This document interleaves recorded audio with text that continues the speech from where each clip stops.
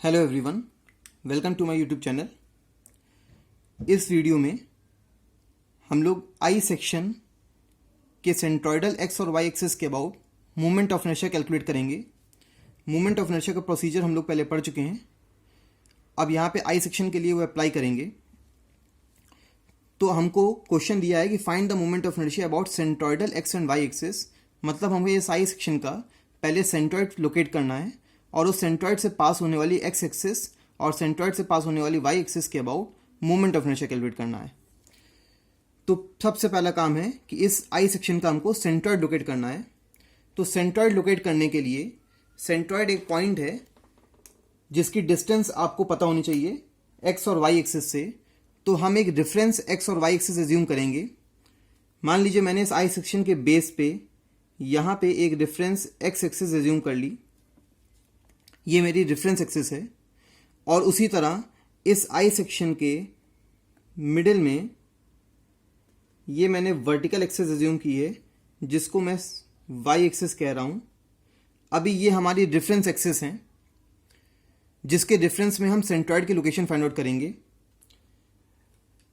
Centroid calculate करना हमें पता है, इसलिए सबसे पहले हम इस शेप को कुछ रेगुलर पार्ट्स में ब्रेक कर लेंगे। जैसे इस आई सेक्शन में अगर मैं यहाँ से पार्टीशन करता हूँ तो यहाँ से जब आप पार्टीशन करेंगे तो यहाँ से पार्टीशन करके आप इसको फर्स्ट पार्ट, यहाँ से पार्टीशन करके सेकेंड पार्ट और ये थर्ड पार्ट, इस आई सेक्शन को 3 रेक्टेंगल्स में ब्रेक कर लेंगे और इन रेक्टेंगल्स की हेल्प से आप मोमेंट ऑफ इनर्शिया और सेंट्रोइड कैलकुलेट करेंगे। तो सबसे पहले हम इसमें जनरल इक्वेशन बना लेंगे। अगर मुझे ये पूरा एरिया चाहिए तो जनरल इक्वेशन हो जाएगी first part plus second part plus third part. ये इस पूरे मोमेंट ऑफ इनर्शिया के न्यूमेरिकल में ये इक्वेशन फॉलो होगी। आपको कहीं भी किसी भी पॉइंट पे कोई भी वैल्यू निकालनी है तो आपको इस इक्वेशन को फॉलो करना पड़ेगा। सेंट्रोइड निकालने के लिए मुझे एक्स बार और वाई बार कैलकुलेट करना है। तो एक्स बार का formula a1x1 plus a2x2 plus a3x3 divided by a1 plus a2 plus a3 हो जाएगा। सिमिलरली y बार की बात करें तो y बार का formula a1y1 plus a2y2 plus a3y3 divided by a1 plus a2 plus a3 हो जाएगा। ये इनके फॉर्मूले हैं। अब यहाँ पे अगर आपको a1, a2, a3, similarly x1, x2, x3 और y1, y2, y3 इनकी वैल्यूज़ अगर आपको पता चल जाती हैं तो आप इन वैल्यूज़ को पुट करके सेंट्रोइड लोकेट कर सकते हैं। a1, a2, a3 ये in first second third parts के एरिया हैं। फर्स्ट पार्ट की अगर बात करें तो 8 मल्टीप्लाइड बाई इसकी थिकनेस या इसकी डेप्थ 2 है तो 8 इंटू 2 16 हो जाएगा। सेकेंड पार्ट आप देख पा रहे हैं, इसका एरिया की बात करें तो 12 मल्टीप्लाइड बाई 2 24 हो जाएगा। थर्ड पार्ट की बात करें तो 16 मल्टीप्लाइड बाई 2 32 हो जाएगा। ये इनके एरिया निकल आए। अब आप बात करते हैं x1, x2, x3 की। x में जो भी वैल्यू होती है वो हमेशा डिस्टेंस होती है फ्रॉम y एक्सिस। ये हम जानते हैं, सेंट्रोइड पढ़ चुके हैं। तो x में जो भी वैल्यूज होंगी वो डिस्टेंस हमेशा फ्रॉम y एक्सिस होगी। तो अगर आप फर्स्ट पार्ट की बात करें तो फर्स्ट पार्ट का जो सेंट्रोइड आएगा, रेक्टेंगल का सेंट्रोइड हमें पता है कि b/2 और d/2 पे आता है। तो ये जो पॉइंट है इसको कहेंगे हम G1। ये जो सेंट्रोइड आएगा क्योंकि ये y एक्सिस पे ही आएगा, क्योंकि y एक्सिस हमने मिडिल में मानी है, तो अगर ये y एक्सिस पे ही आ रहा है तो इसका मतलब इस पॉइंट की डिस्टेंस y एक्सिस से 0 हो जाएगी। तो x1 की वैल्यू 0। इसी तरह सेकेंड पार्ट की बात करें तो सेकेंड पार्ट का जो सेंट्रोइड आएगा इस पॉइंट को हम कह देते हैं G2 और ये भी आपका y एक्सिस पे लाई करेगा, इसलिए इसकी डिस्टेंस भी 0। थर्ड पार्ट का जो सेंट्रोइड आएगा ये भी y एक्सिस पे ही लाई करेगा, इसलिए इसके सेंट्रोइड की डिस्टेंस 0 y एक्सिस से। तो x1, x2, x3 तीनों की वैल्यूज यहाँ पे 0 आ गई हैं। सिमिलरली आप y1 y2 y3 निकालेंगे, ये डिस्टेंस होगी फ्रॉम x एक्सिस। अब आपको इस x एक्सिस से वर्टिकल डिस्टेंस लेनी है y1 y2 y3 के लिए। तो फर्स्ट पार्ट का सेंट्रॉइड और इसकी डिस्टेंस मुझको चाहिए x एक्सिस से। तो फर्स्ट पार्ट जो है रेक्टेंगल है, तो इसका सेंट्रॉइड की ये जो डिस्टेंस होती है इसे हम जानते हैं ये होती है d/2। तो इस रेक्टेंगल का d जो है वो 2 है, तो इसका मतलब ये डिस्टेंस हो जाएगी 1। और 1 तक आपका आंसर नहीं आया, 1 में आपको ये ऐड करना है और साथ में ये ऐड करना है, तो मतलब 1 + 12 + 2, तो ये वैल्यू हो जाएगी 15। y2 सेकेंड पार्ट का g2 जो सेंट्रॉइड है, इसकी डिस्टेंस आपको चाहिए x एक्सिस से। तो फिर से ये रेक्टेंगल है लेकिन इसकी डेप्थ है 12, तो 12 का हाफ ये पार्ट हो जाएगा 6, और 6 में आप 2 ऐड करेंगे तो वैल्यू हो जाएगी 8। थर्ड पार्ट की बात करें तो इसका सेंट्रॉइड और इसकी डिस्टेंस x एक्सिस से, तो ये डिस्टेंस 2 का हाफ हो जाएगा 1। ये आपकी सारी वैल्यूज आ गई। आप इनको सब्स्टिट्यूट कर सकते हैं और वहां से x बार और y बार की वैल्यू कैलकुलेट कर सकते हैं। x बार और y बार की डायरेक्ट वैल्यूज मैं यहाँ पे लिख दे रहा हूं। x बार आपका 0 आ जाएगा और y बार की वैल्यू 6.44 सेंटीमीटर। ये x बार वैल्यू और y बार की वैल्यूज आ गई। सेंट्रॉइड आपका लोकेट हो गया। अब आपको मोमेंट ऑफ इनर्शिया के लिए प्रोसीड करना है। तो इसके आगे हम लोग समझेंगे मोमेंट ऑफ इनर्शिया कैसे सॉल्व करना है। तो अब आप देख सकते हैं मैंने यहाँ पे इन्हीं फिगर को थोड़ा सिंप्लीफाई करके बनाया हुआ है, उसमें मैं आपको समझाने की कोशिश करूंगा। आपने x1 x2 x3 y1 y2 y3 ये सेंट्रॉइड की location first second third part के लिए देखी थी। इसी तरह आपने ये x बार और y बार निकाल लिया है। अगर x बार और y बार निकाल आया है तो मतलब हमारा फिगर का सेंट्रॉइड लोकेट हो गया है। इसका मतलब कि ये सेंट्रॉइड x बार 0 आएगा, मतलब ये y एक्सिस पे ही लाई करेगा। जो इस पूरे पार्ट का सेंट्रॉइड है ये y एक्सिस पे लाई करेगा, और साथ में y बार की वैल्यू 6.44 है। इसका मतलब जो इस पूरे शेप का सेंट्रॉइड होगा उसकी डिस्टेंस इस x एक्सिस से 6.44 सेंटीमीटर होगी। इसका मतलब सेंट्रॉइड यहां पे कहीं ये वाला पॉइंट G आ जाएगा। ये जो G है ये इस पूरे I शेप का सेंट्रॉइड है। अगर मैं इस G पॉइंट की लोकेशन की बात कर रहा हूं तो ये y एक्सिस पे लाई करेगा क्योंकि इसका डिस्टेंस y एक्सिस से 0 है, और x एक्सिस से इसकी डिस्टेंस जो होगी वो 6.44 सेंटीमीटर होगी। अगर इसकी डिस्टेंस की बात की जाए तो x एक्सिस से इसकी डिस्टेंस 6.44 सेंटीमीटर होगी। ये हमें पता चल गया। अब हमें सेंट्रॉइड जो G मिला है इससे पास होने वाली x एक्सिस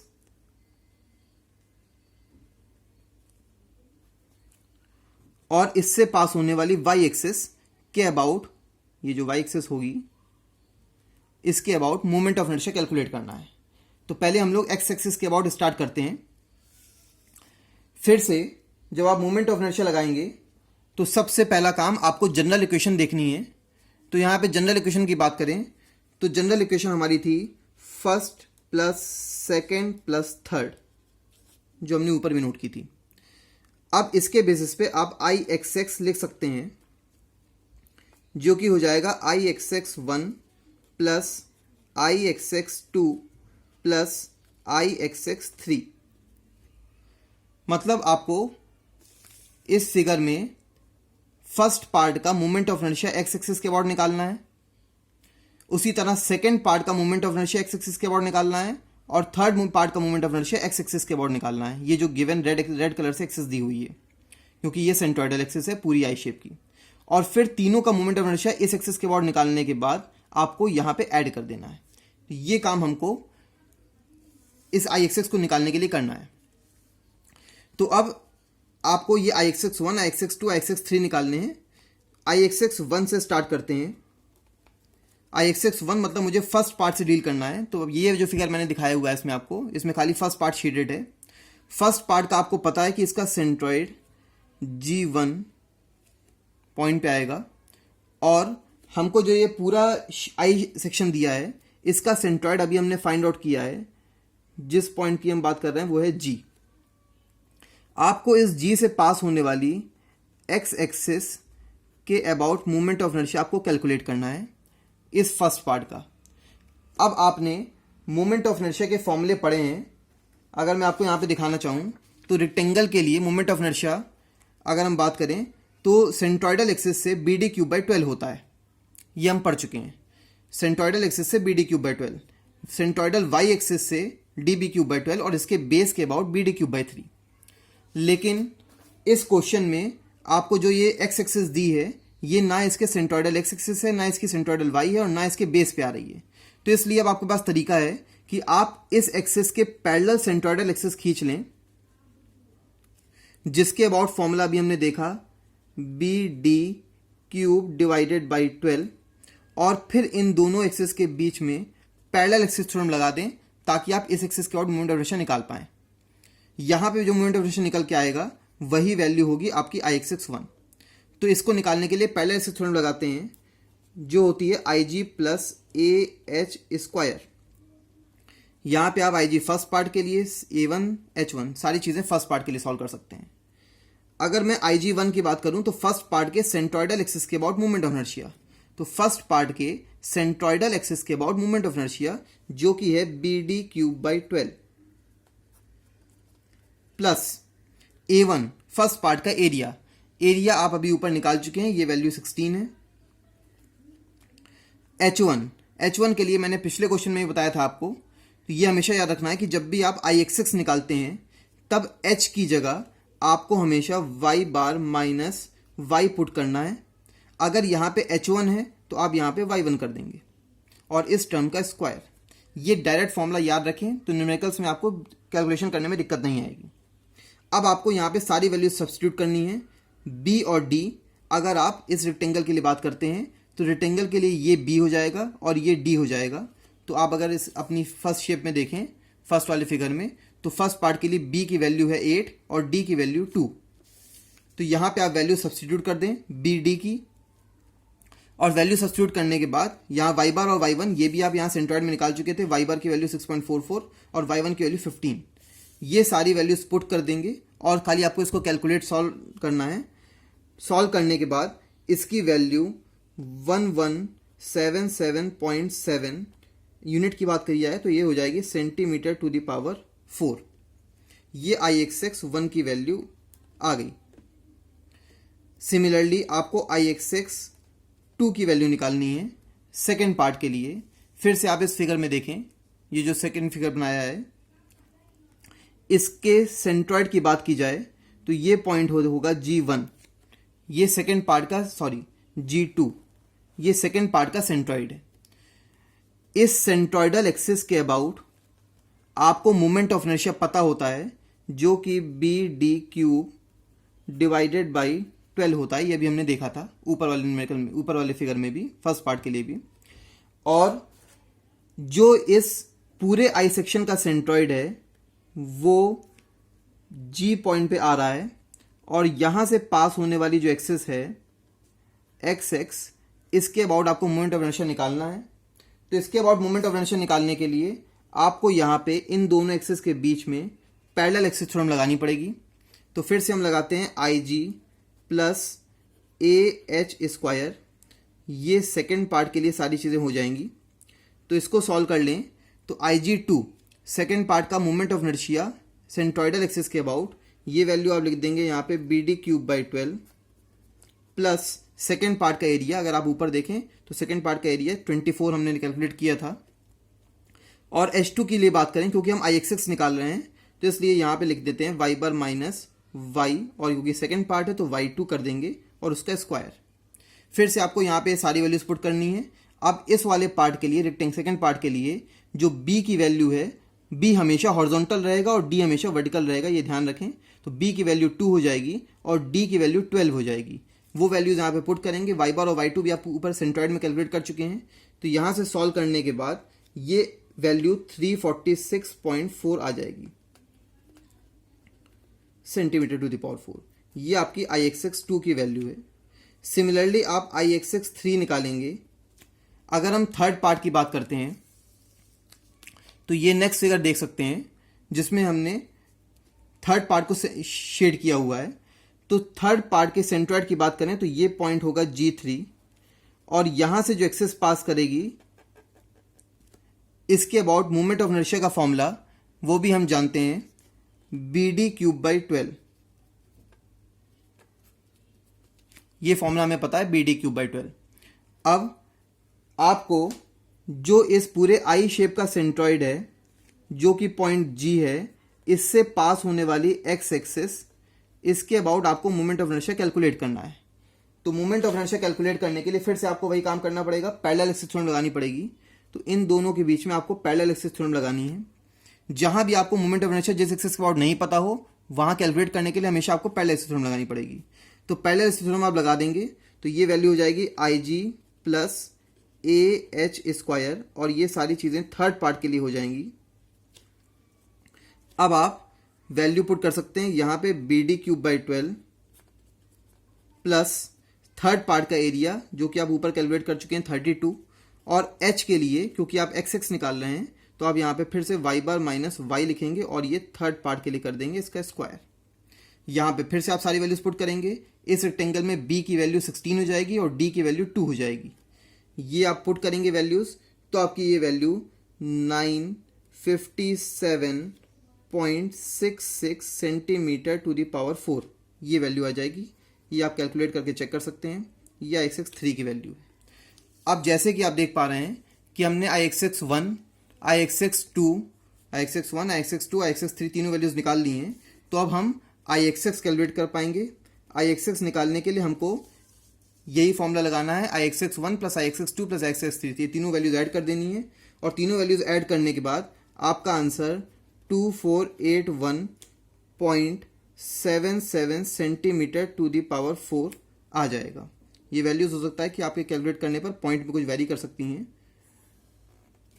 तो वो आप चेक कर सकते हैं। अप्रॉक्सीमेटली ये आंसर आएगा IXX की वैल्यू। तो ये IXX कैलकुलेट कर लिया हमने, ये इसका प्रोसीजर था। सिमिलरली ऐसे ही हमको y एक्सिस के अबाउट मोमेंट ऑफ इनर्शिया निकालना है। तो अब मैं आपको इसके आगे बताता हूं कि y एक्सिस के अबाउट मोमेंट ऑफ इनर्शिया कैसे कैलकुलेट करेंगे। देखिए, अब फिर से आपको जनरल इक्वेशन यहां पे पता होनी चाहिए जो कि first plus second plus third थी। उसी बेसिस पे आप IYY को लिख सकते हैं IYY1 plus IYY2 plus IYY3। अब अगर आप IYY1 निकालें तो फिर से आपको पैरेलल एक्सिस थ्योरम लगानी पड़ेगी जो कि होती है IG प्लस AH²। अगर इस फिगर में मैं आपको एक्सप्लेन करना चाहूँ तो फर्स्ट पार्ट आपका G1 वाले पॉइंट पे इसका सेंट्रॉइड आएगा और यहाँ पे इसकी y एक्सिस पास करेगी, और जो पूरी फिगर का आई सेक्शन का जो सेंट्रॉइड है उसकी y एक्सिस भी यहीं से पास करेगी, क्योंकि आपकी x बार की वैल्यू 0 आई थी। तो अगर ये दोनों एक्सिस यहीं से पास कर रही हैं तो इसका मतलब पैरेलल एक्सिस थ्योरम में ये जो h आता है इसकी वैल्यू 0 हो जाएगी। या फिर आप उस सिमिलर फॉर्मूले से पुट करके भी देख सकते हैं। तो जनरल प्रोसीजर में बता दे रहा हूँ कि IYY1 निकालने के लिए यहाँ पे सारी चीज़ें फर्स्ट पार्ट के लिए हो जाएंगी, और जब आप कैलकुलेट करेंगे तो सेंट्रॉइडल एक्सिस के अबाउट, देखिए सेंट्रॉइडल एक्सिस के अबाउट सेंट्रॉइडल y एक्सिस के अबाउट जो फॉर्मूला होता है रेक्टेंगल का वो DB³/12 हो जाता है, जो कि पहले BD³/12 चल रहा था। तो यहाँ पे आपको फॉर्मूला DB³/12 लिखना है रेक्टेंगल के लिए, और प्लस फर्स्ट पार्ट का एरिया जो कि आप पहले ही चेक कर चुके थे 8 × 2 16। अगर आप H1 की बात करते हैं तो जो काम आप अभी तक x एक्सिस के लिए y बार माइनस y कर रहे थे वही अब y एक्सिस के लिए आप x बार माइनस x करेंगे और फर्स्ट पार्ट के लिए 1 लिख देंगे, इसका स्क्वायर कर देंगे। अगर आप ऊपर सेंट्रॉइड में चेक करेंगे तो x बार और x1 दोनों की वैल्यू 0 आई है, तो आप जब 0 पुट करेंगे तो खाली ये DB³/12 टर्म बचेगा, और इसको सॉल्व करेंगे तो इसका आंसर IYY1 का 85.33 आ जाएगा। बिल्कुल सिमिलरली आपको IYY सेकेंड पार्ट के लिए सॉल्व करना है। फिर से आप पैरेलल एक्सिस थ्योरम लगाएंगे IG2 प्लस A2H2²। मतलब सेकेंड पार्ट के लिए अगर आप देख पा रहे हो यहाँ पे फिगर में, तो सेकेंड पार्ट में फिर से आपको सेंट्रॉइडल एक्सिस, सेकेंड पार्ट के सेंट्रॉइडल एक्सिस और पूरे फिगर की सेंट्रॉइडल एक्सिस दोनों के about movement parallel axis theorem लगानी है, और दोनों एक ही एक्सिस आएंगे तो दोनों का मोमेंट ऑफ इनर्शिया दोनों के बीच की डिस्टेंस 0 हो जाएगी। तो आप सॉल्व करेंगे तो यहाँ पे आप लिख सकते हैं DB³/12 प्लस A2 की बात करें तो सेकेंड पार्ट का जो एरिया है वो 24 हो जाएगा, और H2 के लिए बात करें तो यहाँ पे आप x बार माइनस x2 लिख देंगे, उसका स्क्वायर कर देंगे। फिर से यहाँ पे आपका x बार x2 दोनों जीरो वैल्यूज थी, तो यहाँ पे ये टर्म खत्म हो जाएगा और db³/12 से आप वैल्यू निकाल सकते हैं, ये वैल्यू आपकी 8 आ जाएगी i/2 की।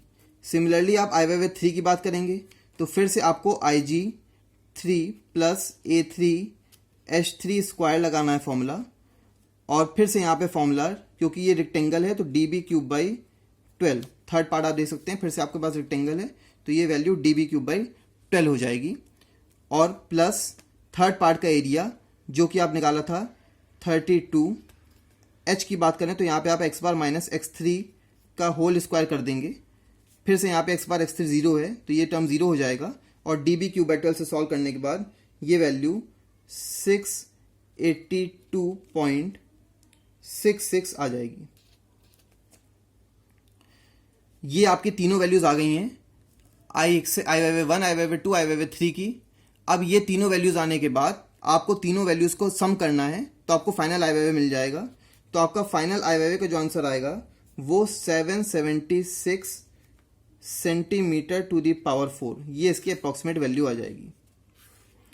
तो ये प्रोसीजर आपको हर न्यूमेरिकल में अप्लाई करना है जिससे आप मोमेंट ऑफ इनर्शिया कैलकुलेट कर सकते हैं। इसको आप अपने आप ट्राई करें, अगर कोई इशू है तो आप इसको वीडियो को दोबारा देख सकते हैं, और सब्सक्राइब कर लें चैनल को ताकि जो भी वीडियोज़ आ रहे हैं उनके नोटिफिकेशन आपको मिलते रहें। Thank you.